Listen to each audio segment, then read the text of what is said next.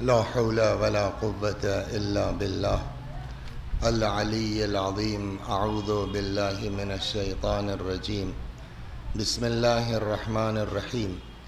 الحمد لله رب العالمين بارئ الخلائق أجمعين باعث الأنبياء والمرسلين، والصلاة والسلام والتحية والإكرام على البشير النذير السراج المنير سيدنا ونبينا وشفيعنا إن شاء الله أبي القاسم محمد. اللهم صل عليه وعلى أهل بيته مظاهر جلالك وجمالك، واللعن على أعدائهم الشاكين فيهم المنحرفين عنهم أجمعين. أما بعد، فقد قال مولانا أمير المؤمنين علي بن أبي طالب عليهم السلام: إلهي كفى بي عزا أن أكون لك عبدا، وكفى بي فخرا أن تكون لي ربا. صلوات بر محمد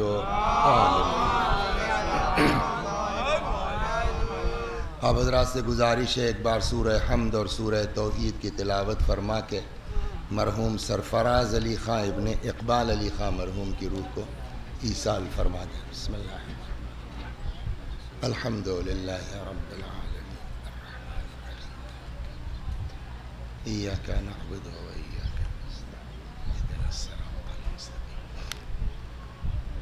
صراط الذین انعمت علیہم غیر المغضوب علیہم ولا الضالین. بسم اللہ الرحمن الرحیم. قل هو اللہ احد اللہ الصمد لم یلد ولم یولد.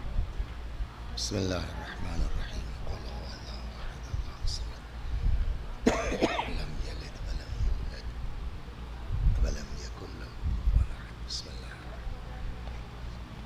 الصمد لم یلد ولم یولد ولم یکن له کفوا احد.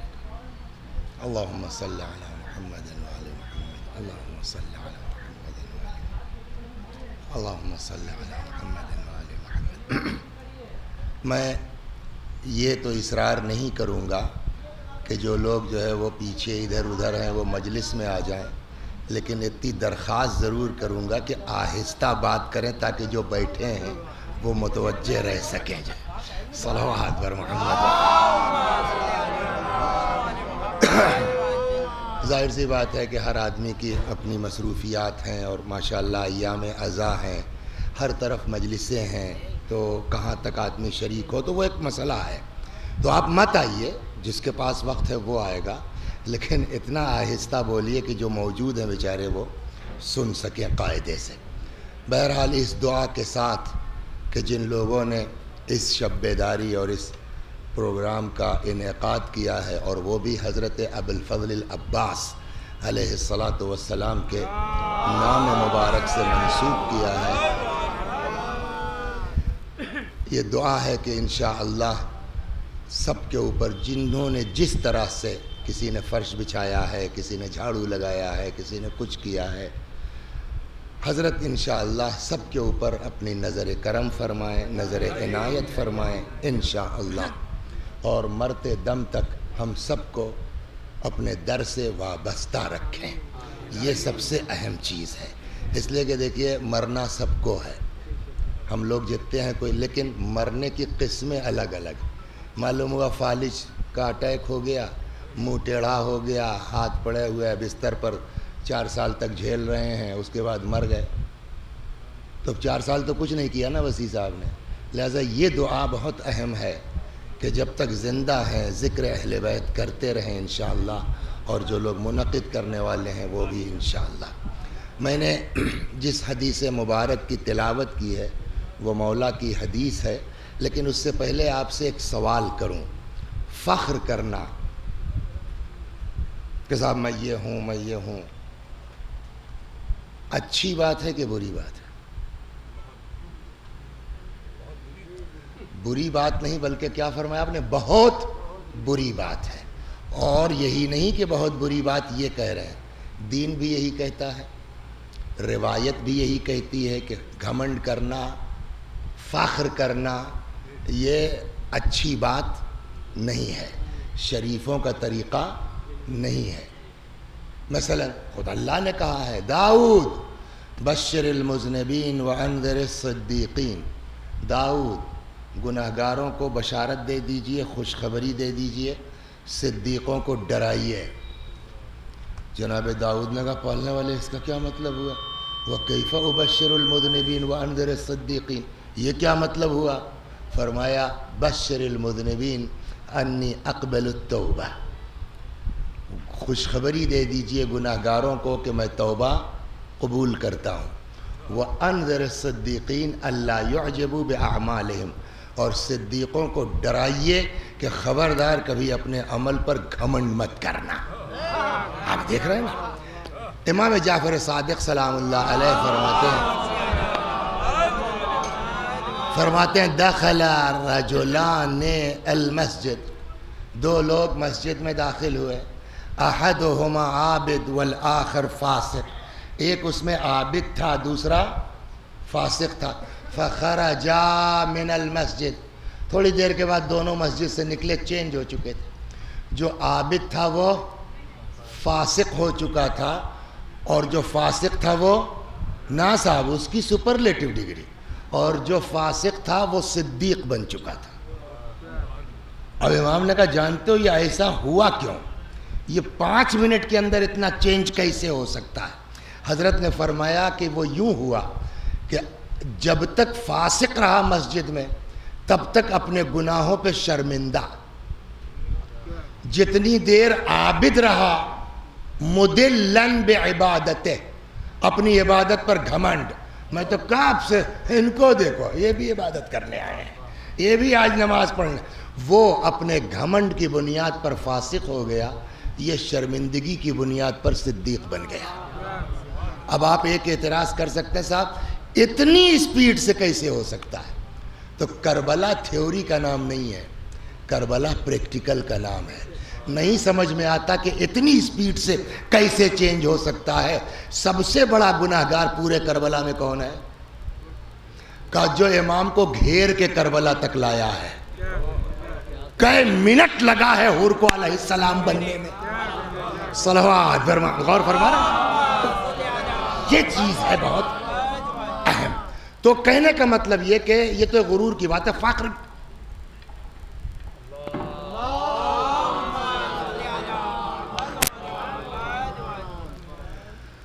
اسی طریقے سے فخر کرنا بھی، بولیے اچھی بات، صاحب میرا خاندان بہت اونچا ہے، میں بہت پڑھا لکھا آدمی ہوں، میرے دادا یہ تھے۔ اس پہ مولا نے بھی کہا ہے لیس الفتى من یقول کان ابی ان الفتى من یقول ہا انا ذا، جوان مرد وہ نہیں ہے جو یہ کہے کہ میرے باپ یہ تھے، جوان مرد وہ ہے جو کہے میں یہ ہوں۔ تو خاندان کی بنیاد پر، اس کی بنیاد پر، عہدے کی بنیاد پر فخر کرنا کوئی اچھی چیز؟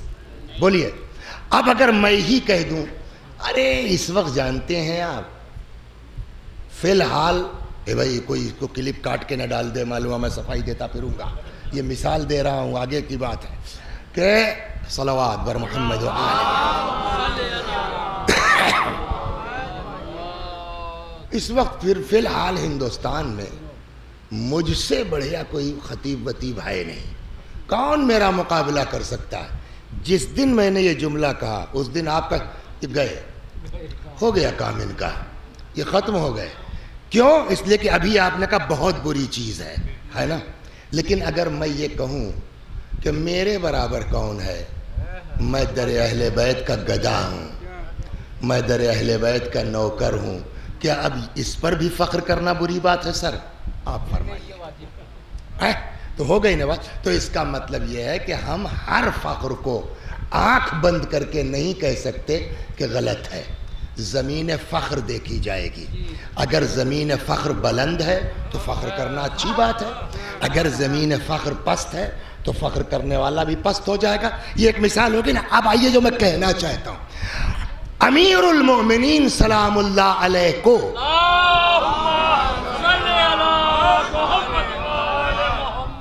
جیسے خدا خود لا شریک ہے، ویسے ہی اس نے ہمارے مولا کو جو چیزیں عطا کی ہیں اس میں کوئی ان کا شریک نہیں ہے نا. اور ہر چیز جو امیر المومنین کے پاس ہے ان کو حق ہے فخر کرنے کا. یعصوب الدین،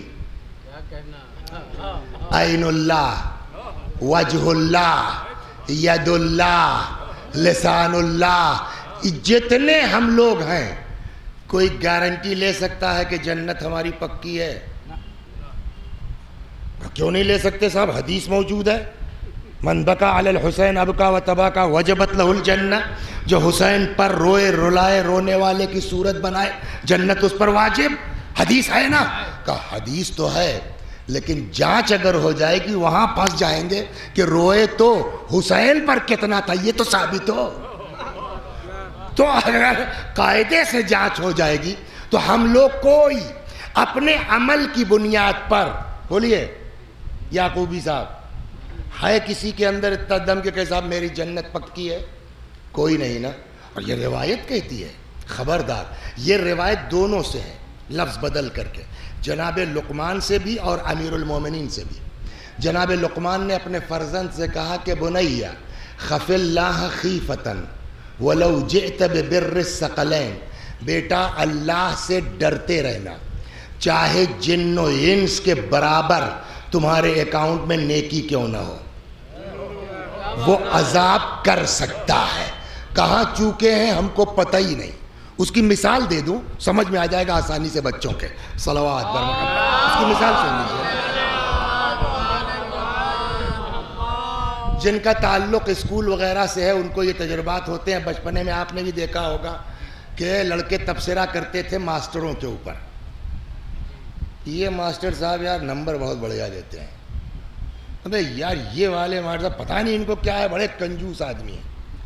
اب میں ایک مثال گڑھتا ہوں اپنے اوپر کہ صاحب جو ہے فرض کیجئے ہم بھی مشہور ہیں کنجوس پر. تو اب وہ لڑکے تبصرہ یار بہت کم نمبر دیا، بتاؤ سب تو صحیح لکھا تھا، 80 نمبر دیا. ہم نے سن لیا. میں نے یہاں یہ آ گئے. میں نے کیا ہوا نمبر کم ہے؟ مولوی صاحب سب تو صحیح لکھا ہے. میں نے کہا جی لے آئیے. میں نے کاپی نکلوائی. میں نے کہا بیٹھ جائیے. نکالیے. پہلا سوال کیا ہے جی؟ یہ بتائیے یہ لفظ سین سے ہے کہ سات سے ہے؟ کہا جی سات سے ہے. تو میں نے کہا یہ غلطی سے. میں نے کہا تم نے صحیح بتایا. میں چونکہ پڑھا رہا ہوں مجھ کو پتا ہے کہ لڑکا کتنے پانی میں ہے، تو میں نے بہت توجہ نہیں کی کہ سین سے لکھا ہے کہ سات سے لکھا ہے. لڑکا ٹھیک ہے تو ہلکا پھلکا جانچ دیا. لیکن جب اعتراض ہے تو بیٹھیے. کاٹوں؟ ایک نمبر کٹا. یہاں زیر ہونا چاہیے کہ زبر؟ نہیں بول صاحب زبر. میں نے کہا پھر یہ زیر کیوں؟ غلطی سے. میں نے کہا میں سمجھ رہا تھا اس لیے نہیں توجہ کی. لیکن آپ نے اعتراض کیا ایک نا. تو وہ صاحب جو 80 پہ اعتراض ہو رہا تھا وہ گھٹ کے کہاں پہنچ گئے؟ 60 پر.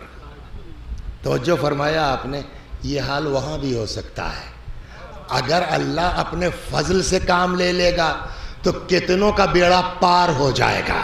لیکن اگر قاعدے سے جانچ ہو جائے، اسی لیے سکھایا گیا نا کہو رب عاملنا بفضلک ولا تعاملنا بعدلک. پالنے والے اپنے فضل سے کام لینا، عدالت سے کام نہ لینا، ورنہ اگر قاعدے سے جانچ ہو گئی تو ہم سب. یہی جناب لقمان نے کہا بنیا خف اللہ خیفتن، ڈرتے رہو، ولو جئت ببر الثقلین، چاہے جن و انس کے برابر تمہارے اکاؤنٹ میں نیکی کیوں نہ ہو. کیوں؟ عذبک، خدا تم کو عذاب. پھر فرماتے ہیں ورج اللہ رجاء، لیکن اللہ سے امید لگائے رکھنا چاہے جن و انس کے برابر گناہ ہی تمہارے کھاتے میں کیوں نہ ہو، اللہ معاف کر سکتا ہے. تو دین ہم کو بیچ میں رکھنا چاہتا ہے. نہ اپنے عمل پر گھمنڈ کرو، نہ اللہ کی رحمت سے مایوس ہو. تو اس بنیاد پر ہم کو آپ کو کسی کو یہ حق ہے کہنے کا کہ ہماری جنت پکی ہے نا؟ اور مولا کی جنتی ہیں کہ نہیں ہے؟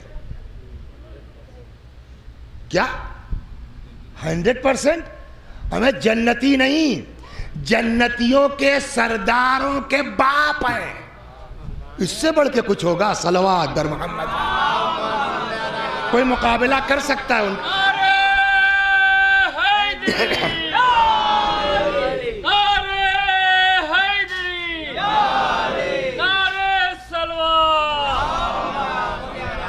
میں دھیرے دھیرے جہاں آپ کو لا رہا ہوں تو اس کا مطلب ہے کہ جو کچھ اللہ نے ہمارے مولا کو ہے کوئی اور جوانان جنت کے سردار کا باپ سوائے میرے یعنی جو فضیلت اللہ نے دی اس میں میرا مولا لا شریک ہے کہ نہیں ہے اور ہر فضیلت پر مولا فخر کر سکتے تھے کہ نہیں کر سکتے تھے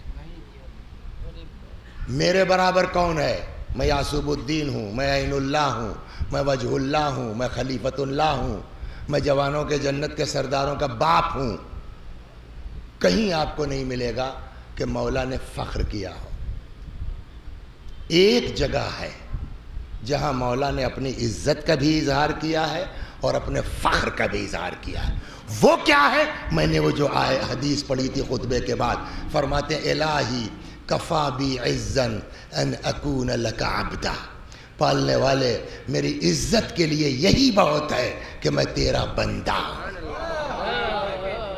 وَكَفَى بِي فَخْرًا أَن تَكُونَ لِي رَبًّا اور میرے فخر کے لیے یہی بہت ہے کہ تو میرا پالنے والا ہے تو آدمی سوچنے پر مجبور ہوگا کہ نہیں ہوگا یہ اتنی بڑی بڑی چیزیں ان کو ملی کوئی شریک نہیں اس میں کسی چیز کو اپنے لیے عزت کا سبب نہیں قرار دیا کسی چیز پر فخر نہیں کیا فخر کیا کاہے پر کہ تو میرا رب ہے عزت کاہے میں سمجھی کہ میں تیرا بندہ ہوں تو اس کا مطلب کہ ساری چیزیں ایک طرف بندگی ایک طرف یہ بندگی کیا ہے کہ اتنی بڑی بڑی فضیلتیں چھوڑ کے مولا اس میں عزت کہہ رہے ہیں اب تھوڑی دیر اس پر بات ہوگی پھر آتا ہوں اصل منزل پر صلوات بر محمد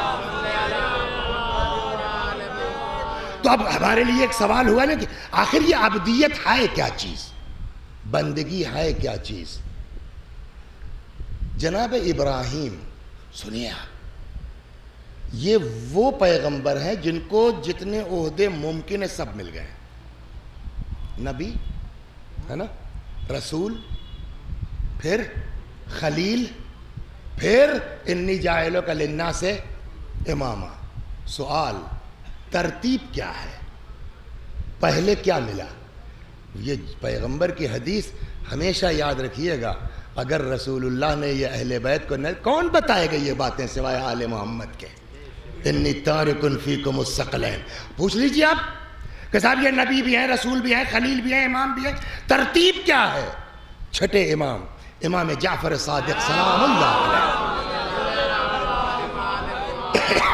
فرماتے ان اللہ اتخذ ابراہیم عبدا قبل ان یتخذہ نبیا اللہ نے ابراہیم کو بندہ بنایا قبل اس کے کہ نبی بناتا واتخذہ نبیا قبل ان یتخذہ رسولا اللہ نے ان کو نبی بنایا قبل اس کے کہ رسول بناتا واتخذہ رسولا قبل ان یتخذہ خلیلا اللہ نے ان کو رسول بنایا قبل اس کے کہ خلیل بناتا واتخذہ خلیلا قبل ان یتخذہ اماما اور اللہ نے ان کو خلیل بنایا قبل اس کے کہ امام بناتا تو سب سے پہلے ابراہیم کیا بنائے گئے عبد اس کا مطلب سارے عہدوں کی جڑ بنیاد کیا ہے عبدیت جب تک بندے نہیں ہو جائیں گے تب تک نہ نبی بن سکتے ہیں نہ رسول بن سکتے ہیں نہ خلیل بن سکتے ہیں نہ امام بن سکتے ہیں بندگی بنیاد ہے سارے عہدوں کی اور سنا دوں آپ کو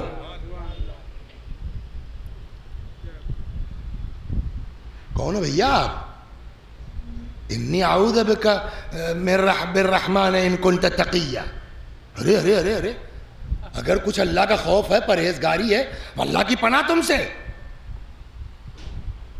تو فرشتہ کہنے لگا مریم ہم آدمی نہیں ہیں انا رسول ربک لأہب لک غلاما زکیہ میں تمہارے رب کا بھیجا ہوا ہوں تاکہ ایک لڑکا میرے ولم یمسسنی بشر فرشتے نے کہا سب اللہ کے لیے آسان ہے تفصیل میں نہیں جانا خلاصہ کلام عیسیٰ بولیے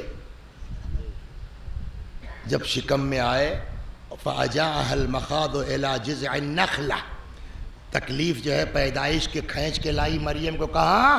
کھجور کے پیڑ کے نیچے۔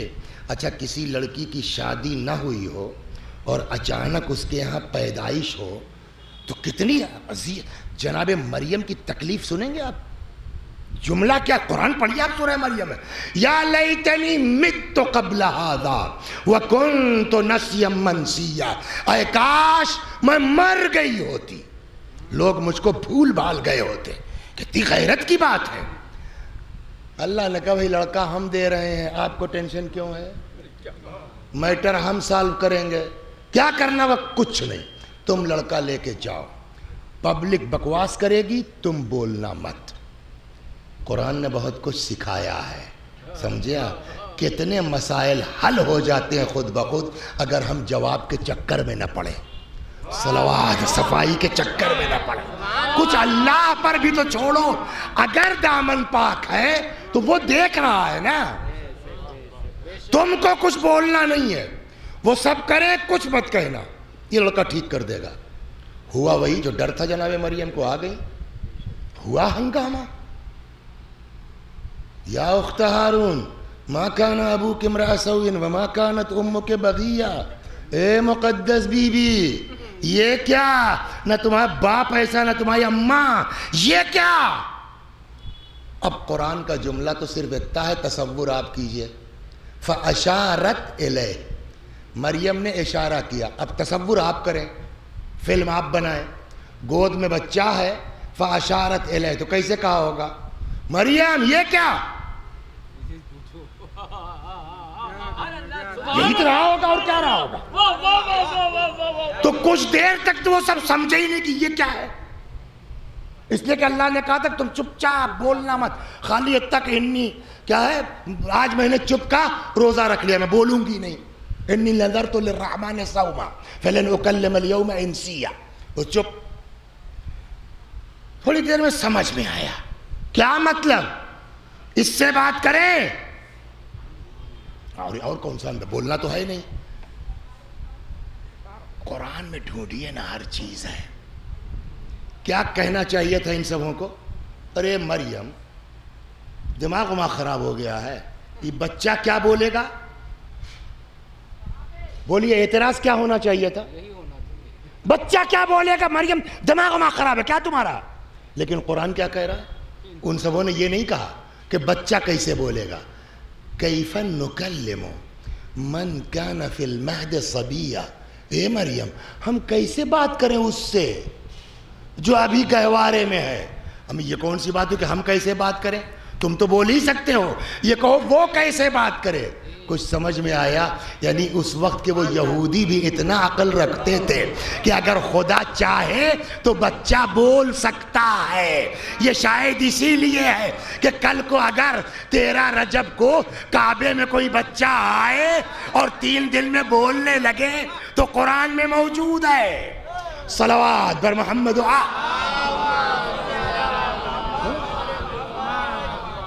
کیف نکلم من کان فی المہد صبیہ، اور ہم کیسے بات کریں اس سے جو ابھی گہوارے میں ہے، یا پنجابی زبان میں کہ ابھی پنگوڑے میں ہے۔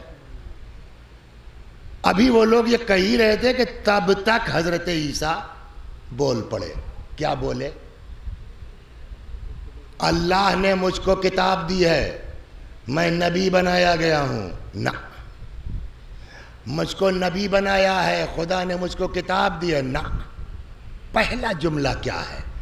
انی عبد اللہ، میں اللہ کا بندہ ہوں، آتانی الکتاب وجعلنی نبیا، اور اس نے مجھ کو کتاب دی ہے، نبی بنایا۔ تو عیسیٰ نے بھی پہلے کیا کہا؟ بندہ۔ جانے دیجئے ان کو بھی، یہیں جو ہے وہ اتفاق سے کسی دن آ گئے، کیا نام ہے آپ کا؟ نجمی صاحب کہنے لگے مولانا مغرب کا وقت ہے، آگے کھڑے ہو جائیے، آج ہمارے پیشوا صاحب نہیں آئے، آپ ہی پڑھا دیجئے۔ تو پہلے تو ہم نے کہا نہیں بھائی اس لائق نہیں ہے، جب بہت ہوا تو ہم نے چلو یار اپنی نیت کرتے ہیں، دیکھا جائے گا۔ اب صاحب جو ہے وہ اب نماز میں دوسری رکعت آئی تشہد پڑھا اشہدو ان لا الہ الا اللہ واشہدو ان محمدن سید الرسول، نماز ختم ہو گئی۔ اب نجمی صاحب نے تو کہا تھا پڑھانے کے لیے، تو سب انہی کے اوپر آئے گی۔ آئے صاحب گھٹنیوں چل کے، یہ کیا کیا؟ میں نے کیا ہوا؟ کہا قنوت غلط ہو، تشہد غلط کر دیا۔ میں نے کہا ٹینشن لیجئے، عشاء میں ٹھیک کر دوں گا۔ عشاء کی نماز شروع ہوئی، میں نے کہا اشہدو ان لا الہ الا اللہ واشہدو ان محمدن خاتم انبیاء۔ دیکھیے دین اپنی جگہ ہے، تعلقات اپنی جگہ ہے۔ وسیع حسن صاحب ان کی قبر میں نہیں جائیں گے، نہ یہ وسیع حسن کی قبر میں جائیں گے۔ ناراضگی 2 دن کی 4 دن کی ہوگی، عاقبت تو بچی رہے گی۔ لہٰذا مومن آدمی کھڑے ہو گئے، کہنے لگے مومنین اپنی اپنی نماز آپ لوگ پھر سے پڑھ لیجئے۔ میں نے کیا ہوا؟ کہنے لگے آپ نے جو ہے تشہد ہی غلط پڑھ دیا۔ میں نے کیا غلط پڑھ دیا؟ کہا آپ نے جو مغرب میں کہا سید و رسول، عشاء میں کہا خاتم۔ ہم نے کہنا کیا چاہیے تھا؟ کہا آپ کو کہنا چاہیے تھا اشہدو ان محمدن عبدہ و رسولہ، پہلے بندگی کا اعلان کیجئے۔ میں نے کہا یار بندہ بڑی چیز ہے کہ میں نے سید الانبیاء کہا، میں نے خاتم الانبیاء کہا۔ جواب کیا ہوگا؟ کہ سید الانبیاء خاتم الانبیاء چھوڑو، دنیا ان کے صدقے میں خلق ہوئی ہے، لیکن جب تک ان کی بندگی کا اعلان نہیں کرو گے کسی کی نماز قبول نہیں ہوگی۔ صلوات بر محمد۔ اور فرمایا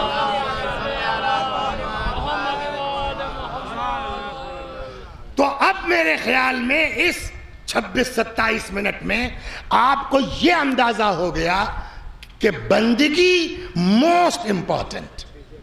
اگر یہ نہیں ہے تو کچھ، حتیٰ جس کے صدقے میں دنیا خلق ہوئی ہے اس کی بھی آپ کو پہلے اگر اپنی نماز صحیح کرنا ہے تو بندگی کا اعلان پہلے کیجئے، وہ رسولو بعد میں کہیے۔ واشہدو ان محمدن عبدہ و رسولہ، پہلے بندہ کہیے پھر رسول کہیے۔ اب سوال یار ادھر وہ ابراہیم والی داستان، وہ کیا نام ہے جناب عیسیٰ والا قصہ، یہ رسول اللہ کی بات، وقت ہوتا تھا اور اس پر چلتے، رسول اللہ کی بات، پھر مولا کہہ رہے ہیں کہ میری عزت کے لیے یہی بہت ہے کہ میں تیرا بندہ ہوں۔ تو یہ بندگی ہے کیا چیز؟ صلوات بر محمد۔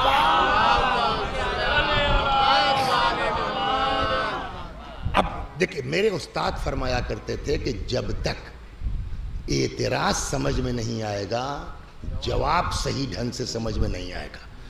تو سوال سمجھ میں آ گیا نا، یہ اتنی زیادہ امپورٹنسی کیوں ہے عبدیت کی، بندگی کی؟ دیکھیے کبھی کبھی گاڑھی بات ممبر پہ لے کے بیٹھ جائیے، اور جب یہ فیل ہونے لگتا ہے کہ ہم سمجھا نہیں پا رہے ہیں یا پبلک کے اوپر سے نکل رہی ہے، تو پتہ نہیں آپ کو تجربہ ہے کہ نہیں ہے، اس میں ذاکرین ہوں گے، ویلوم آؤٹ آف کنٹرول ہو جاتا ہے۔ دیکھا نہیں دیکھا، چیخنے لگے گا آدمی، پسینہ ہو جائے گا۔ اہل بیت نے کیا نہیں سکھایا ہے، سب کچھ بتایا ہے، خطابت کا طریقہ بھی بتلایا ہے کہ گاڑھی گاڑھی بات کو کیسے پبلک کو سمجھاؤ گے۔ قرآن نے بھی یہ سنایا ہے۔ اہل بیت نے اس میں ایک طریقہ بتایا کہ دیکھو کلم الناس علی قدر عقولہم، لوگوں کو ان کے معیار کے مطابق بات کرو۔ رسول اللہ نے فرمایا ہے کہ امرنا ان اکلم الناس علی قدر عقولہم، پیغمبر اگر اپنے معیار سے بات کرتے تو کسی کی سمجھ میں آتی بات ہے نا؟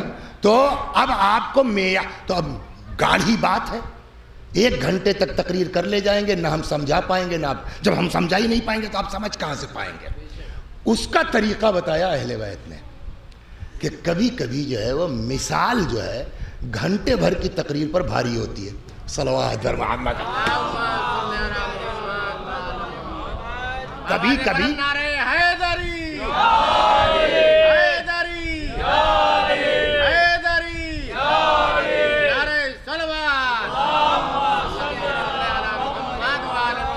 میں مجلس چھوٹی نہیں کر رہا ہوں اس شرط پر کہ کھانے کا اصرار نہ ہو، ہاں مجلس پوری پڑھوں گا۔ صلوات بر محمد۔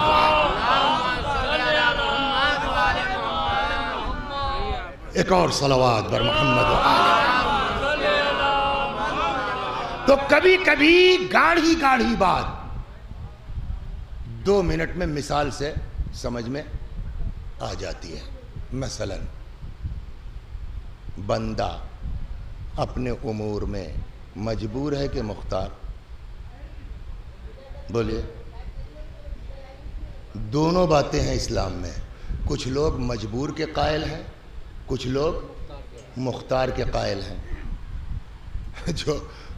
اور سب کی اپنی اپنی دلیلیں ہیں کہ صاحب بغیر اللہ کی مرضی کے کوئی پتہ نہیں ہلتا، کیا کوئی انکار کر سکتا ہے؟ لیکن اب مجبوری یہ ہے کہ صاحب اگر آپ مجبور ہیں تو آپ نماز پڑھیں چاہے نہ پڑھیں، سزا کس بات کی؟ سب تو اس کے اختیار میں ہے نا۔ اس نے چاہا ہم نے پڑھ لی، اس نے نہیں چاہا ہم نے نہیں پڑھی، سزا کس بات کی؟ اس میں بڑا لطیفہ مشہور ہے، کوئی صاحب چلے گئے باغ میں اور وہ مالک باغ کو بغیر بتائے اپنا پھل توڑ کے کھانے لگے۔ وہ آیا کہ یہ کیا ہے؟ چوری کرتے ہو؟ کہا چوری ووری نہیں کرتے، اللہ کے مرضی کے بغیر کوئی پتہ نہیں ہلتا، اس نے چاہا میں نے تمہارا پھل کھایا۔ اس نے کہا بہت مبارک، بہت بہت مبارک ہو، رسی لاؤ جی۔ رسی لا کے پیڑ باندھ کر کے شروع ہوگا۔ کہا یہ کیا؟ کہا بندہ مجبور ہے، اس نے چاہا میں تمہاری پٹائی کر رہا ہوں۔ صلوات بر محمد۔ تو وہ بھی صحیح نہیں ہے، یہ بھی صحیح نہیں ہے۔ اب آدمی آ گیا امام کے پاس۔ اچھا آج کے لوگ زیادہ سمجھدار اور پڑھے لکھے ہیں، نہیں صحیح نہیں، میں روایت کی بنیاد پہ کہہ رہا ہوں۔ خصال شیخ صدوق میں روایت ہے کہ ہماری حدیثیں کچھ ایسی ہیں جن کو سمجھنے والے پیدا ہوں گے۔ اس کا کیا مطلب ہوا؟ یعنی آپ کے اوپر زیادہ اعتبار تھا۔ اس زمانے کے بدو لوگ لکھنا پڑھنا بھی نہیں جانتے، اب ان کو 1 گھنٹہ تقریر کر کے سمجھائیں گے مولا کہ بندہ مجبور ہے کہ مختار، اور صحیح عقیدہ بھی سمجھانا ہے۔ آ کے اس نے پوچھا مولا بندہ مجبور ہے کہ مختار؟ امام نے کہا پیر اٹھاؤ۔ اس نے پیر اٹھا لیا۔ دوسرا اٹھاؤ، گر جائیں گے مولا۔ کب بس سمجھ میں آ گیا نہ مجبور ہے نہ مختار ہے، اتنے ہی مجبور بھی ہے اتنے ہی مختار بھی ہے۔ 1 منٹ میں مثال، صلوات بر محمد۔ اور سمجھا دیں آپ کو، آئیے۔ ایک اور آپ کے ہاں ہے عقیدہ عصمت کا۔ امام لوگ معصوم ہیں کہ نہیں ہیں؟ کیا عقیدہ ہے آپ کا سر؟ معصوم کا کیا مطلب ہے؟ گناہ نہیں کر سکتے یا گناہ نہیں کرتے؟ کر سکتے ہیں مگر نہیں کرتے، کیا عقیدہ ہے آپ کا؟ گناہ نہیں کرتے، کر سکتے ہیں چاہے تو کر سکتے ہیں مگر نہیں کرتے۔ ایک یہ کہ نہیں اللہ نے پہرا بٹھلایا ہے کر ہی نہیں سکتے، کیا نظریہ ہے آپ کا؟ اختیار ہے۔ دیکھیے 2 طرح کے عصمت ہے، ایک فرشتہ، فرشتے کے بارے میں کیا خیال ہے آپ کا؟ گناہ نہیں کرتا کہ گناہ نہیں کر سکتا؟ نہیں کر سکتا، اس کی خلقت ہی اس ٹائپ کی ہے۔ 6 مہینے کا بچہ جھوٹ نہیں بولتا کہ جھوٹ نہیں بول سکتا؟ نہیں بول سکتا۔ 3 سال کا بچہ زنا نہیں کرتا کہ نہیں کر سکتا؟ تو اس کا مطلب عصمت کی ہوئی 2 قسمیں، ایک ہے عصمت جبری، ایک ہے عصمت اختیاری۔ عصمت جبری کیا ہے؟ کہ جہاں معصوم مجبور ہے، صلاحیت گناہ ہی نہیں، جیسے بچہ جیسے فرشتہ، اس عصمت کی کوئی اوقات ہے۔ ایک ہے عصمت اختیاری، جہاں آدمی گناہ کر سکتا ہے، اختیار ہے مگر نہیں کرتا، اس کو کہتے ہیں عصمت اختیاری۔ اہل بیت کی عصمت جبری ہے بچے اور فرشتے کی طرح یا اختیاری ہے؟ اب تو آسان ہو گیا، بولیے سر جی اختیاری ہے۔ سمجھ میں نہیں آ رہا پبلک کے، یار اختیار ہونے کے بعد گارنٹی کیسے ہے کہ نہیں کریں گے؟ مثلا کسی امام کی عمر آج 50 سال کی ہے تو 50 سال تک گارنٹی کوئی گناہ نہیں کیا، بتاؤ، لیکن آگے جو عمر بچی ہے اس میں کہاں سے گارنٹی ہے کہ گناہ نہیں کریں گے؟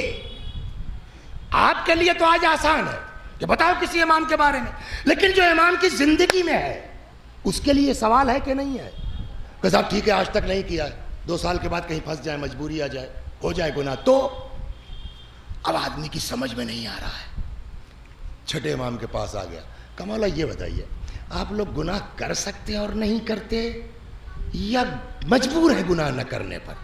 امام نے کہا کہ مجبور ہو تو پھر فائدہ کیا عصمت کا, وہ تو بچہ بھی نہیں کرتا, وہ تو فرشتہ بھی نہیں. کا مطلب آپ کر سکتے ہیں؟ کہ بالکل چاہے تو کر سکتے ہیں. کب پھر کیسے یہ مان لیا جائے کہ مرتے دم تک نہیں کریں گے؟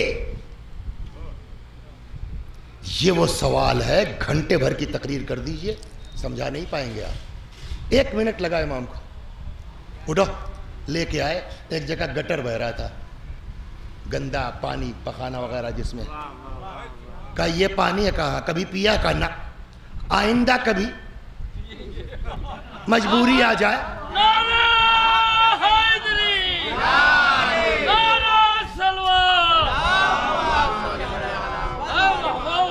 آئندہ کبھی کوئی مجبوری آ جائے, پھنس جائے, کہا نہ, گارنٹی کیا ہے کہ مر جاؤ گے مگر نہیں پیو گے؟ کہا اس لیے کہ اس کی کثافت کا یقین ہے. کہا جیسے تم کو اس کی کثافت کا یقین ہے, ویسے ہم کو خدا کی نافرمانی کی کثافت کا یقین ہے. مر جائیں گے, گناہ نہیں کریں گے, ہے نا؟ تو یہ گاڑی باتیں. بولیے مثال, قرآن نے مثال سے بات سمجھائی ہے. ضرب اللہ مثلا للذین آمنوا امرأۃ نوح و امرأۃ لوط. اللہ نے مثال. تو یہاں بھی 1 گھنٹے کی تقریر ہم کر ڈالیں گے. یہ دیکھیے ہمارے ماسٹر صاحب آ گئے, ذاکر ہیں بہت بڑھیا, ان کو تجربہ ہے. کیوں نظر بھائی, جب احساس ہونے لگے کہ ہم سمجھا نہیں پا رہے ہیں تو ویلوم آؤٹ آف کنٹرول ہوتا ہے کہ نہیں ہوتا, پسینے ہوتا ہے. اس کا واحد طریقہ, بہت گاڑھی چیز میں مت جاؤ, اپنی اوقات دیکھو اور عوام کی سطح دیکھو, دونوں کو بیلنس کر کے چلو. ورنہ آپ سے بہت قابل مولا تھے, آپ سے بہت قابل رسول اللہ تھے, انہوں نے کبھی اپنے معیار سے گفتگو نہیں کی. تو اب یہ طے ہوا کہ ابدیت تو میں نہیں سمجھا پاؤں گا, سیدھی بات. اور اگر گاڑھی اصطلاحیں لے کے آؤں گا حوزے والی, تو میں نہ سمجھا پاؤں گا نہ آپ سمجھ پائیں گے. وہی امام والا طریقہ, اعطاء الحکم بالمثال. مثال سن لیجئے, صلوات بر محمد. 1 منٹ میں سمجھ میں آ جائے گا. بندگی, باتیں نا, بندگی کہتے کس کو ہیں. تو دیکھیے, اسٹیٹس سمبل الگ الگ زمانے میں الگ الگ چیزیں تھیں. ایک زمانہ تھا صاحب گھوڑا ہوا کرتا تھا. 1 گھوڑا میاں کے لیے کافی ہے, 2 گھوڑے کافی ہیں, مگر نہیں صاحب پورا استبل بھرا. کیوں؟ ارے صاحب ان کے پاس 5 گھوڑے ہیں ماشاءاللہ. وہ اسٹیٹس ہوا. پھر ایک دور وہ آئے, ارے صاحب ان کے پاس ماروتی 800 آ گئی ہے. وہ اسٹیٹس سمبل تھا. آج اگر کسی کے پاس ہے تو ماروتی 800 ہے. تو حالات بولیے بدلتے رہتے ہیں. ویسے ہی ایک زمانہ تھا جب اسٹیٹس سمبل غلام اور کنیز ہوا کرتے تھے. 2-4 غلام ہیں, 2-4 کنیزیں ہیں, کام چل رہا. مگر نہیں, ان کے پاس 15 ہے تو میرے پاس 18 ہونے چاہیے. تو بلا وجہ بھی لوگ اسٹیٹس مینٹین کرنے کے لیے. ایک صاحب گئے مارکیٹ غلام خریدنے, بہت توجہ سنیے, شاید میں سمجھا لے جاؤں. ایک صاحب گئے غلام خریدنے کے لیے. ایک دبلا پتلا, دھان پان, بالکل حسن حسین کی طرح سے. کتنے کا ہے مثلا؟ اس طرح کا جو ہے وہ 10 روپے مل جاتا. 100 ہمیں لوٹ میں چاہیے کیا؟ 10 کا مال 100 میں کا ہنر ہے. کیا ہے؟ کہ اس کو بندگی کا سلیقہ آتا ہے. وہ بھی تھا جوہر شناس. اب یہ چاہے صحیح واقعہ ہو یا مثال کے طور پر ہو, کتابوں میں آئے, سمجھانے کے لیے بڑھیا چیز ہے. اس نے کہا اگر ایسا ہے تو میں 10 کا مال 100 میں لینے کو تیار ہوں. لے لیا, لے کے آیا. پہلے سے غلام کنیز اس کے پاس ہے. ایک پرانے نوکر کو بلایا کہ لے جاؤ اس کو, یہ نیا لڑکا ہے, اس کو بند کر دو تہ خانے میں. بند کر دیا. کھانا پینا بند کر دو. کھانا پینا بند کر دیا. بولو کچھ بھوک ووک کی شکایت کر رہا ہے؟ کہا نہیں صاحب پڑا ہوا چپ چاپ. 2-4 کوڑے مارو, دیکھو کیا کرتا ہے. پٹ لیا چپ چاپ. کہا کوئی شور کچھ نہیں صاحب, چپ چاپ پٹ لیا. کہا شکنجا کسو, شکنجا بھی ہو گیا. کہ سب کچھ نہیں بولتا، کہ نکال لاؤ نکال لیں۔ اب مالک نے اس سے پوچھا کیوں بھائی، بلا وجہ میں نے تم کو قید خانے میں ڈالا؟ کہا صاحب آپ جانیے۔ بلا وجہ میں نے تمہارا کھانا پانی بند کیا؟ کہا صاحب آپ جانیے۔ بلا وجہ میں نے جو ہے تم کو شکنجہ کسوایا؟ صاحب آپ جانیے۔ ایک مرتبہ مالک کہتا ہے آپ جانیے کہ رٹ لگائے ہو، تمہیں کچھ اذیت نہیں ہوئی؟ کہتا ہے اے صاحب ہم تو ٹھہرے بندہ، بندہ کہتے ہی اس کو ہے کہ مالک جس حال میں رکھے اس حال میں خوش ہے۔ صلوات بر محمد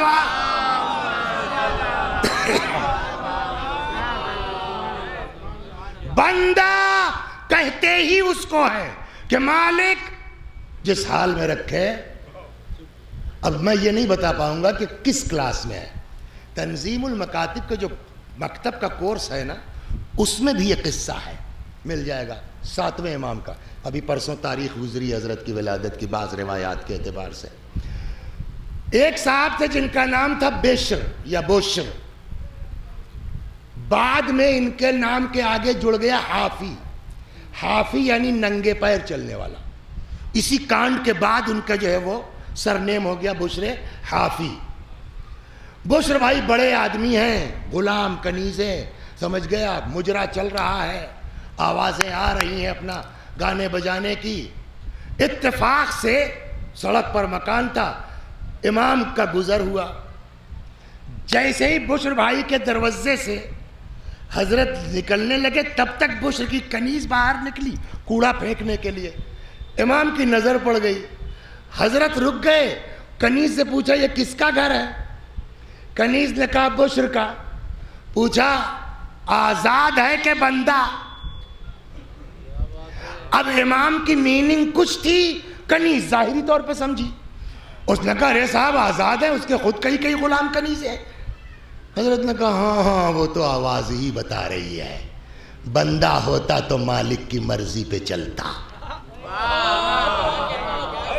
سمجھ میں آ گئی آپ کیا ہے؟ اب اتنے میں کچھ ٹائم لگے گا نا۔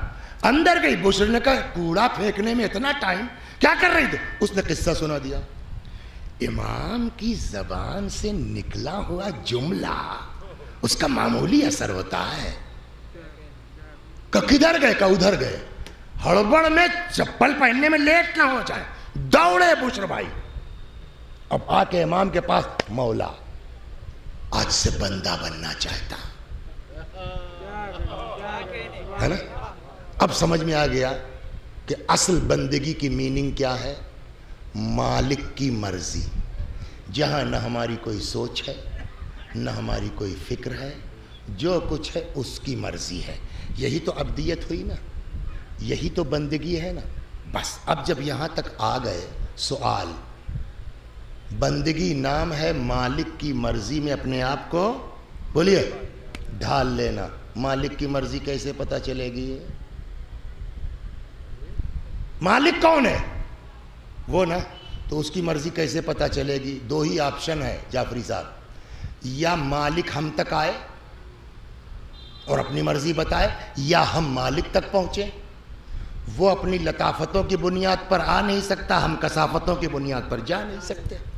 تو اب ضرورت ہے ایک میڈیٹر کی، ایک میسنجر کی، ایک درمیانی رابطے کی، کہ جو جسم کے اعتبار سے ہمارے جیسا دکھتا ہو اور اصل اس کی نور ہو، تاکہ وہاں سے پیغام لے سکیں اور ہم تک پہنچا سکیں۔ اس ضرورت کا نام ہے پیغمبر اور نبی۔ تو اب مالک کی مرضی کس سے معلوم ہوگی؟ بولیے نبی سے۔ تو اب بندہ کون ہوگا؟ بولیے جو نبی کی مرضی پہ چلے۔ اس لیے کہ نبی کی مرضی اپنی نہیں ہے نا، وہ مالک کی مرضی بتانے آئے ہیں نا۔ تو اب بندگی کا معیار کیا ہوا؟ کہ حکم پیغمبر پر۔ اب اگر کوئی یہ کہہ دے کہ آج جتنا شک ہوا اتنا کبھی نہ ہوا تھا، تو کچھ ہو سکتے ہو، بندہ نہیں ہو سکتے۔ صلوات بر محمد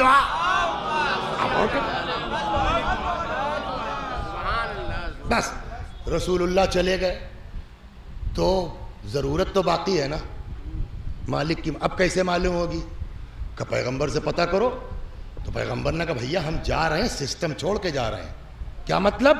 کہ ایک تو قیامت تک کا ہم نے بتا دیا, انی تارکن فیکم الثقلین, کتاب اللہ وعترتی اہل بیتی, یہ قیامت تک کا سسٹم بتایا. اس کے پہلے آدمی کو ہاتھ اٹھا کے پہچنوا دیا, من کنت مولا ہو فہذا علی مولا. اب جو جاتا جائے گا بعد والے کو بتاتا جائے گا. اب رسول اللہ کے بعد مالک کی مرضی کس سے پتہ چلے گی؟ مولا کائنات. تو اب بندہ کون ہوگا؟ کہ جس کی اپنی کوئی سوچ نہ ہو علی کے مقابلے میں. اب سمجھ میں آیا مالک کیا ہے؟ تلوار اٹھی ہوئی ہے, ایک ضرب تھی اور پورا واقعہ صفین ختم تھا, لیکن مولا نے کہا پلٹاؤ. اٹھا ہوا ہاتھ نیچے آ گیا. ہم نے کہا مالک یہ کیا کیا؟ کہ ابھی تو پتا رہے ہو نا کہ علی کی مرضی اصل بندگی ہے, اور بندگی ہی نہیں تو جنگ جیت کے کریں گے کیا؟ ہو گئی نا بات. یہ سارے امتحانات تاریخ میں ہوئے ہیں, یہ بلا وجہ نہروان نہیں ہوئی ہے. یہ امتحان ہو رہا ہے, اس میں بندہ کون ہے. یہ امام حسن سلام اللہ علیہ کی سلو بلا وجہ نہیں ہے, یہ اسی لیے ہے تاکہ بندے پہچانے جا سکیں کہ سلو کے بعد آ کر کے امام سے بدتمیزی تو نہیں کرتے ہو. یہ سلو نہیں ہے, بلکہ تمہارے ارد گرد جو لوگ ہیں ان کی بندگی کی شناخت کی جا رہی ہے. امام حسن چلے گئے, بس میں آ گیا اپنی منزل پر. امام حسن چلے گئے. اب بندگی کا معیار کون ہے؟ بولیے. امام حسین سلام اللہ علیہ. کیا مطلب؟ اب امام کے حسین کے مقابلے میں نہ اپنی کوئی سوچ ہے, نہ اپنی کوئی فکر ہے, نہ اپنی کوئی رائے ہے. جو امام کی مرضی وہی ہماری مرضی. ہو گئی بات نا. اب آئیے کربلا میں. پہلے منظر سے دیکھ لیجئے, اس کے بعد میں آتا ہوں. آئیے کربلا میں ایک خیمہ مخصوص ہے مشکیزوں سے. جب حضرت عباس علیہ السلام جانے لگے تو اس خیمے میں آئے تاکہ ایک مشکیزہ لے لیں. کیا دیکھتے ہیں؟ چھوٹے چھوٹے بچے وہاں ہیں جو مشکیزوں کو اپنے سینے سے لگائے ہیں کہ شاید ان کی نمی سے کچھ تسکین مل جائے. آپ سوچئے جناب عباس کے دل پر کیا گزری ہوگی. ایک بات اور سوچئے, آپ کتاب کی نہیں کر رہا ہوں, فطری بچوں کی جو فطرت ہے ان سے اس سے بحث نہیں ہے کہ میرا باپ کون ہے, میرا چچا کون ہے. وہ یہ دیکھتے ہیں کہ میرا کام کس سے ہوگا. آج 1400 برس کے بعد حضرت عباس کی شجاعت کا آپ کو اندازہ ہے, گھر کے بچوں کو اندازہ نہیں تھا. تو ان سارے بچوں کو اگر کسی پر اعتبار ہوگا کہ پانی اگر کوئی لا سکتا ہے تو کون لا سکتا ہے؟ تو فطری طور کے اوپر یہ بچے خالی کوزے لے کر کے کس کے سامنے آتے ہوں گے؟ العطاش العطاش ہے نا. جناب علی اصغر کے لیے تو عجیب روایت کہتی ہے. حضرت ام کلثوم لے کے آئی ہیں, فرماتی ہیں بھیا لے جاؤ, شاید کسی کو ترس آ جائے اس بچے کو پانی پلا دے. اما ترا کیف یتلذا, اے بھیا دیکھ نہیں رہے ہو کہ یہ بچہ پیاس کی شدت سے کیسے بار بار منہ کھولتا اور بند کرتا ہے. ایک بہت آرام سے چلیے آپ, میں ابھی آپ کو مصاحب پہ نہیں, میں ایک خاص جملے کے لیے لا رہا ہوں اس لیے شروع سے چلا. ہو گئی بات یہاں تک. تو اب آپ کو اندازہ ہو گیا نا کہ شدت عطش کیا ہے اور یہ بچے کس سے فریاد کر رہے ہوں گے. ایک بات اس کو یہیں چھوڑ دیجئے. اب آئیے, ہم سے اس سے بحث نہیں کہ کربلا میں یزیدی فوج کتنی تھی, وہ ہمارا موضوع نہیں ہے. بعض روایتوں کے اعتبار سے ایک اسپیشل دستہ تھا. بعض کتابوں میں 4000 ہے, بعض 10 کہتے ہیں. ہم 10 نہیں مانتے, 4 مان لیتے ہیں. یہ 4000 سپاہی, ان سے بقیہ کسی کام سے مطلب نہیں ہے. ان کا کام ہے فرات پر بولیے پہرا دینا کہ ایک قطرہ پانی فرات سے امام کی طرف نہ جانے پائے. ایک آدمی کے لیے جس کے ہاتھ میں شاید تلوار بھی نہ ہو, صرف نیزہ, 4000 آدمی معمولی ہیں. سوال کیسے یہ فرات میں گئے؟ بولیے سر، سوال ہوگا نہیں ہوگا؟ کیسے گئے یہ فرات میں؟ یہ 4000 سپاہی مر کہاں گئے تھے؟ ہے کوئی جواب ہمارے آپ کے پاس؟ شاید اسی محلے میں کہیں، نہیں مفتی گنج میں رہتے ہیں ہمارے وثیقہ کے بہت پرانے، ہم لوگ بہت سینئر ہیں طالب علموں میں، محسن جون پوری صاحب، پھر بعد میں سحر ٹی وی میں آ گئے، تہران ریڈیو میں آ گئے، ریٹائر ہو کر کے یہ مفتی گنج میں رہتے ہیں۔ ان کا ایک شعر بہت پہلے کا، اس کے علاوہ میری سمجھ میں کوئی جواب نہیں آتا کہ یہ سپاہی گئے کہاں بھائی؟ جب تمہارا کام صرف یہ ہے کہ ایک قطرہ پانی نہ نکلنے پائے تو عباس اندر گئے کیسے؟ مشکیزہ بھرا کیسے؟ لے کے پلٹے کیسے؟ یہ 4000 سپاہی کہاں مر گئے تھے؟ میرے پاس اس کا کوئی جواب نہیں ہے، اور نہ ابھی تک میں کہیں ڈھونڈ پایا ہوں، سوائے محسن بھائی کا شعر، وہ بھی پورا نہیں یاد ہے، مفہوم عرض کرتا ہوں کہ وہ کہتے ہیں کہ منظر کشی انہوں نے کیا کہ جب چلے ہیں تو ایسی دہشت تھی حضرت کی یزیدی فوج پر کہ آتا دیکھ کس کو ہوش ہے کہ مقابلہ کرے۔ اب ان کا مصرع سنیے، یہ گھاٹ چھوڑ دو، بس جان لے کے بھاگ چلو۔ وہ دیکھو دریا پہ آتا ہے موت کا طوفان۔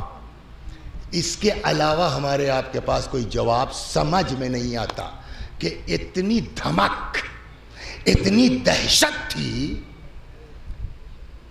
کہ آتا دیکھ سب چھوڑ۔ جس آدمی کی اتنی دھمک ہے وہ آدمی 8 محرم چلی گئی، 9 محرم چلی گئی، 10 محرم آ گئی، وہ آدمی ہاتھ پہ ہاتھ رکھ کے بیٹھا ہے اور بچے بلک رہے ہیں۔ یہ کیا مطلب؟ یہ کام جو 10 کو ہوا 8 کو ہو سکتا تھا، 9 کو ہو سکتا تھا۔ مولا کیسے برداشت کیا آپ نے؟ آپ کے سامنے بچے الاتش کہہ رہے تھے نا، اور آپ ہاتھ پہ ہاتھ رکھ کے بیٹھے ہیں، معاذ اللہ استغفر اللہ۔ عجب نہیں حضرت جواب دیں، ارے یہ تم سے کس نے کہا کہ میں ہاتھ پہ ہاتھ رکھ کے بیٹھا ہوں؟ تب کہ پڑھو کتابیں۔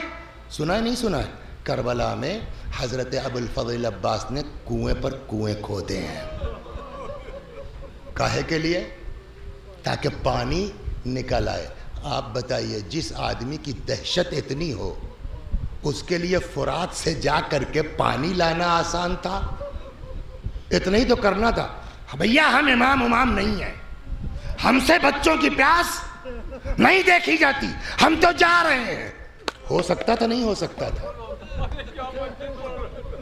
ہو سکتا تھا نہیں ہو سکتا تھا؟ مولا یہ کیوں کر رہے ہیں؟ کنواں کھودنا کتنا مشکل ہے۔ اور یہ بات آپ کے درمیان پڑھنے والی نہیں ہے، اگر کوئی گاؤں ہوتا وہ سمجھتے کہ بیلچا اور پھاوڑا چلانے کے بعد جب پسینہ نکلتا ہے تو آدمی کی پیاس کتنی شدت پکڑتی ہے، بھڑکتی ہے۔ مولا یہ کیوں کر رہے ہیں آپ جاتے فرات پانی لے آتے؟ عجب نہیں حضرت کا جواب ہو۔ پورے 55 منٹ سے تم پبلک کو سمجھا رہے ہو نا بندگی۔ بندگی کی تعریف کیا تھی؟ مالک کی مرضی، اور ان کے زمانے میں بندگی کیا ہے؟ حسین کی مرضی۔ سمجھ میں آیا میرے دل پر کیا گزر رہی ہے؟ اس سے بحث نہیں ہے۔ مجھ کو کتنی تکلیف ہے بچوں کی الاتش کی صدا سن کے، اس سے بحث نہیں ہے۔ بحث یہ ہے کہ میں بندہ ہوں کہ نہیں ہوں، اور بندہ اسی وقت ہوں گا جب حسین کی مرضی پر چلوں۔ اب سمجھے آپ، زیارتیں تو بہتوں کی ہیں، لیکن جو فقرہ عباس کی زیارت میں ہے، اب پہنچے آپ میں کیوں چاہے؟ السلام علیکہ ایہا العبد الصالح۔ سب بندے خدا ہیں، لیکن اسپیشل حضرت عباس کی زیارت میں۔ جعفری صاحب اس فقرے کا کیا مطلب ہے؟ عباس نے کربلا میں حسین کی مرضی پہ چل کے اپنی عبدیت کا ثبوت دیا۔ اللہ اکبر۔ بس 2 جملے میں پھر دعا کروں گا ان لوگوں کے لیے جنہوں نے حضرت عباس کے نام سے آج کی یہ بزم منعقد کی ہے۔ مولا آقا ابو الفضل عباس آپ باب الحوائج ہیں۔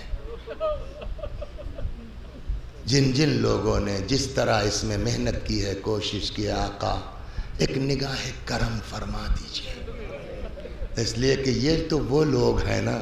اللہ مرحوم شیخ، بس آخری فقرہ، شیخ جعفر شوستری رضوان اللہ علیہ فرماتے ہیں کہ میں حرم امیر عباس علیہ السلام میں بیٹھا، دعا میں مصروف تھا، ایک تابوت لایا گیا، ایک 13-14 سال کا بچہ آگے کہتا مولا اس ماں کے علاوہ میرا کوئی نہیں ہے، شفا چاہیے۔ میں اٹھ کے آیا، دیکھا تو بڑھیا تو بالکل آخری وقت ہے، بیٹا لے جاؤ کفن و دفن کا انتظام کر۔ غور سے، کیا آپ عالم ہیں؟ غیر آ کے ان کے یہاں سے لے جاتا ہے، مجھ سے کہہ رہے ہیں جاؤ کفن کا انتظام کرو۔ اس کا جذبہ دیکھ کے شیخ فرماتے ہیں کہ میں اپنی دعا میں لگ گیا، بھیا تم جانو، تمہیں مولا جانے، ہم کون بیچ میں بولنے والے۔ اچانک اس نے جو جملہ کہا ہل گیا میں، یہ جسارت ہے۔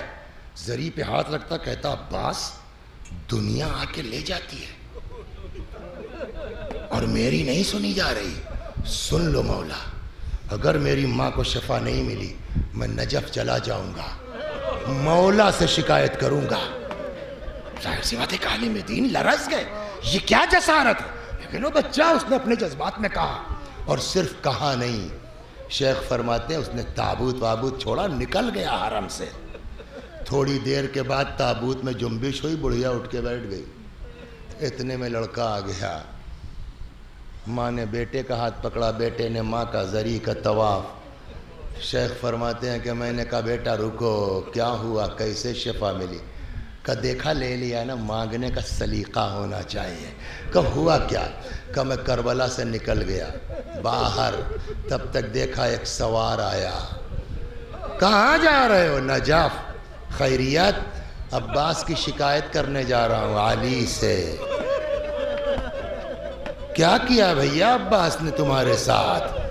کہ دنیا کو ملتا ہے، میرے اباں کے علاوہ میرا کوئی نہیں ہے۔ کہ جاؤ واپس چلے جا، تیری ماں کو شفا مل گئی ہے، اچھی بات نہیں ہے، شکایت مت کر۔ کہ نہیں صاحب، آپ کے کہنے سے میں چلا جاؤں، اور اتنا راستہ آ گیا ہوں، ابھی جاؤں معلوم ہے وہ جو ویسے ہی نہ، میں تو جاؤں گا۔ کہاں ملیں گے اتنے کریم آقا جو عطا بھی کریں، چاہنے والوں کی ناز بردار۔ نہیں یقین آتا، ہاں نہیں یقین آتا، آؤ میرے گھوڑے پہ سوار ہو جاؤ، میں پہنچا دیتا ہوں، اپنی آنکھ سے اپنی ماں کو دیکھ لے، اگر شفا مل گئی تو ٹھیک، ورنہ میں وعدہ کرتا ہوں اسی گھوڑے سے میں تجھے نجف تک پہنچا دوں گا۔ لڑکا کہتا میں آگے بڑھا، میں نے کہا صاحب آپ کے گھوڑے کا قد بہت ہے، ہاتھ کا سہارا تو دیجئے۔ آواز آئی عباس کے نام سے مانگنے والے، دنیا کی حاجتیں پوری کرنے والا، خود اس کی حاجت پوری نہ ہوئی، فرات کے کنارے بازو کٹا کے وَسَيَعْلَمُ الَّذِينَ ظَلَمُوا أَيَّ مُنْقَلَبٍ يَنْقَلِبُونَ اِنَّا لِلَّهِ وَإِنَّا إِلَيْهِ راجعون۔ خدا ہماری اس عزا کو قبول فرما، مزید عزائے اہل بیت کی توفیق کرامت فرما۔ یا اللہ تجھے واسطہ ہے حضرت عباس علیہ السلام کا، ہم سب کو صحیح معنوں میں بندہ بنا دے، جو تو چاہتا ہے، جو تیرے اہل بیت چاہتے ہیں، جو تیرا نبی چاہتا ہے، خدا ہم کو اس راہ پہ ڈال دے کہ ہم ان کی مرضی میں اپنی زندگی کو ڈھال سکیں۔ وآخر دعوانا ان الحمد للہ رب العالمین۔